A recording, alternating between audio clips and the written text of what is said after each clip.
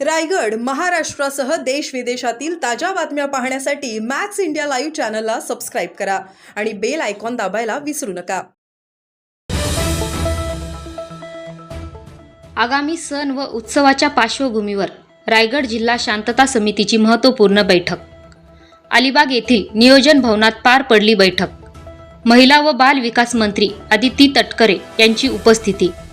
आगामी सण व उत्सव एकोपा शांतता व गुण्या गोविंदाने साजरे करावेत, मंत्री अदिती तटकरे।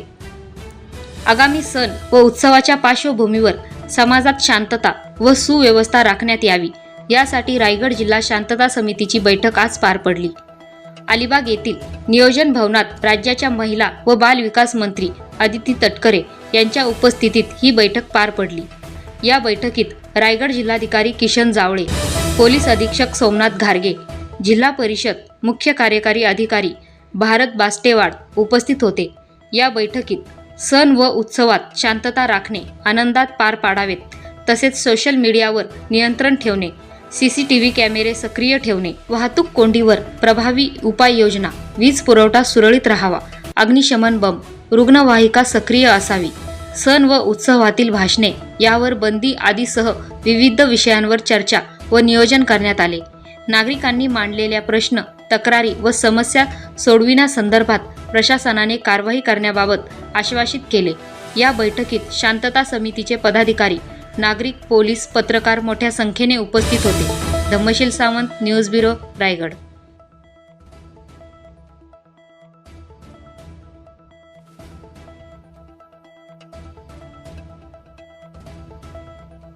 शांतता समितीची जिल्हास्तरीय बैठक अतिशय शांततापूर्वक आणि रायगड जिल्ह्यामध्ये सर्व धर्मांमध्ये सलोखा राहण्याच्या दृष्टिकोनातून येणारे जे आपले सर्व महत्त्वपूर्ण सण आहेत, 30 मार्चपासून पाडवा असेल, मग श्री रामनवमी असेल, हनुमान जयंती असेल, त्याचबरोबर ईद असेल, त्यानंतर महावीर जयंती असेल आणि डॉक्टर बाबासाहेब आंबेडकर जयंती असेल, या सर्व सणांच्या पार्श्वभूमीवर आज ही शांतता समितीची जिल्हास्तरीय बैठक आयोजित करण्यात आली होती। वेगवेगळ्या तालुक्यातील सर्व जे तालुकास्तरीय समितीचे प्रतिनिधी असतील, त्याचबरोबर जिल्हा प्रशासन, तालुका प्रशासनातील सर्व सन्मान्य अधिकारी, जिल्हाधिकारी, पोलीस अधीक्षक, मुख्य कार्यकारी अधिकारी, इतर सर्व आणि पत्रकार, अशा पद्धतीने ही बैठक आयोजित करण्यात आली। वेगवेगळ्या सूचना आल्या, त्यातील काही महत्त्वपूर्ण सूचना ज्या आहेत त्याची दखल ही प्रशासनाने घेतलेली आहे।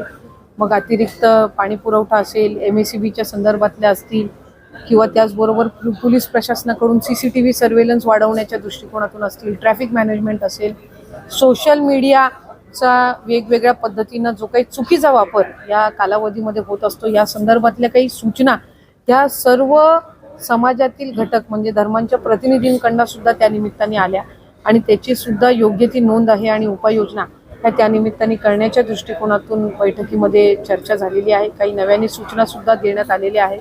त्यामुळे अधिकाधिक शांततेत आणि सलोख्याच्या वातावरणामध्ये हे संपूर्ण आपली जी सणाचा हा कार्यक्रम आहे तो जावा, या दृष्टिकोनातून आज हे आम्ही सगळ्यांनीच यशस्वीरित्या ही बैठक पार पाडली। साधारणपणे ज्या वेळेला प्रत्येक गावामध्ये किंवा सार्वजनिक कार्यक्रम ज्या वेळेला आयोजित केले जातात शहरांमध्ये आणि गावामध्ये, त्यावेळेला त्याची परवानगी ही पोलीस विभागाकडून मागितली जात असते आणि स्थानिक प्रशासन म्हणजे प्रांताधिकारी असतील किंवा तिथं DYSP असतील यांच्या कडून त्या परवानग्या ज्या वेळेला स्थानिक प्रशासनाकडून मागितल्या जात असतात त्याचे काही नियम आणि निकष असतात आणि आम्ही त्या निमित्ताने आज ज्या काही वेगवेगळ्या सूचना आल्या त्याच्यातून जे कार्यक्रम आयोजित होत असतात त्याची माहिती ज्या वेळेला येत असते त्यावेळेला त्या कार्यक्रमामध्ये जे सर्व मंडळी, मान्यवर मंडळी जी वेगवेगळे सहभागी होत असतात, मग लोकप्रतिनिधी असतील, काही प्रतिष्ठित नागरिक असतील, या सगळ्यांना सुद्धा त्या कार्यक्रमांची जी काही नियमावली आहे म्हणजे ज्या नियमावलीला आधारित राहून ती परवानगी दिलेली आहे